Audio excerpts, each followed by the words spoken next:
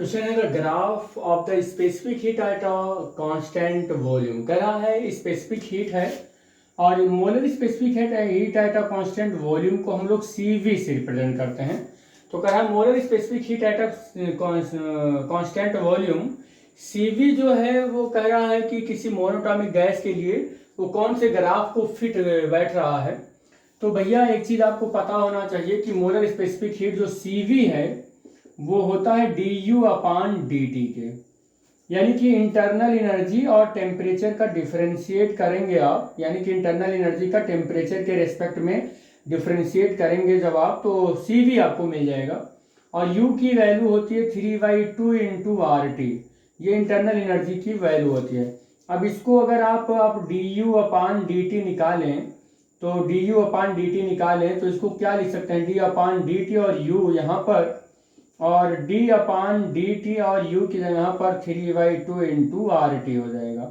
और बेटे आप यहाँ पर देखें कि du/dt is equal to 3/2 common हो जाएगा और d/dt और इंटू टी, और t का डिफरेंशिएशन करेंगे तो कितना आ जाएगा 3/2 इंटू R और इंटू टी का 1 हो जाएगा। और 3/2 इंटू आर क्या आएगा du/dt।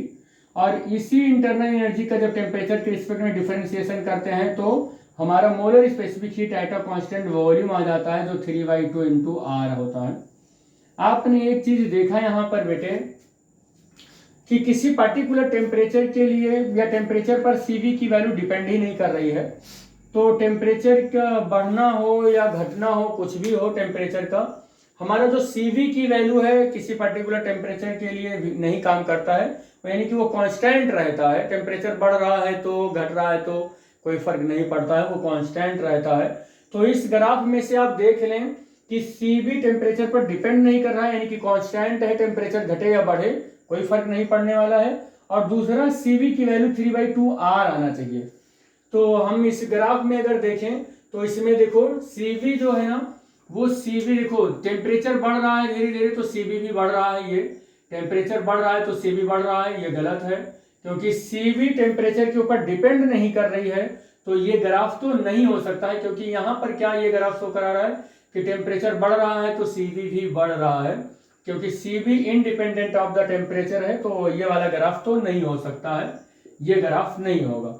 दूसरी चीज देखें तो यहाँ पर देखो टेम्परेचर बढ़ रहा है, टेम्परेचर बढ़ रहा है, लेकिन CV टेम्परेचर पर डिपेंड नहीं करता है तो CV मेरी कांस्टेंट है। तो CV यहाँ कांस्टेंट है, CV तो कांस्टेंट है, लेकिन CV कांस्टेंट है तो CV की वैल्यू 3/2 इंटू आर आना चाहिए, और यहाँ पर 3R आ गया है। क्या आ गया है 3R आ गया है, तो इससे भी ये गलत है। अच्छा एक चीज और बता दे बेटे आपको, ये कह रखा है मोनोएटॉमिक गैस के लिए, तो मोनोएटॉमिक गैस के लिए हमने ये लिखा है फार्मूला, ये मोनोएटॉमिक गैस के लिए 3/2 इंटू RT। और अगर आप मोनोएटॉमिक गैस की बात कर रहे हैं तो उसकी डिग्री आप फ्रीडम 3 लेंगे आप, ठीक है बेटा। डाया के लिए आप 5 लेंगे और ट्राया के लिए आप 6 लेंगे। तो इस तरीके से हमने मोनोएटॉमिक गैस के लिए फार्मूले लिखे हैं। दूसरा अगर आप देखें तो टेम्परेचर बढ़ रहा है टेम्परेचर, लेकिन CV की वैल्यू वही है, बदल नहीं रही है, तो ये CV की वैल्यू कांस्टेंट है।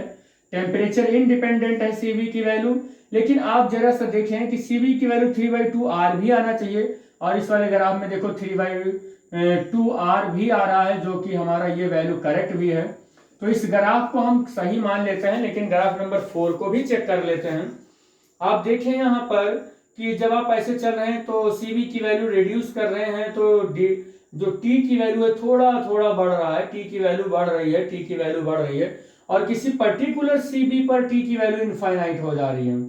जब CV हमारा मिनिमम हो रहा है कोई, तो T हमारा इनफाइनाइट हो जा रहा है किसी न किसी एक ऐसी वैल्यू पर, जबकि आप देख रहे हैं कि CV की जो वैल्यू है वो टेम्परेचर इंडिपेंडेंट आनी चाहिए, लेकिन यहाँ पर आप देख रहे हैं कि CV जो है वो टेम्परेचर पर डिपेंड कर रहा हो, कोई ग्राफ ऐसा मिल रहा है। तो हमारा ऑप्शन नंबर C ही सही है, बाकी ये सारे के सारे ऑप्शन इनकरेक्ट हैं। तो ये क्वेश्चन का इसका आंसर हुआ। और ये क्वेश्चन जो है वो आया हुआ है एक एग्जाम में, और ये आया हुआ है DCE 2008 में, DCE 2008 में आया हुआ है। DCE 2008 का मतलब दिल्ली कॉलेज ऑफ इंजीनियरिंग में आया हुआ है। और AIIMS 2013 में भी आया हुआ है ये। तो ये AIIMS 2013 में भी आया हुआ ये क्वेश्चन है। ठीक है बेटा।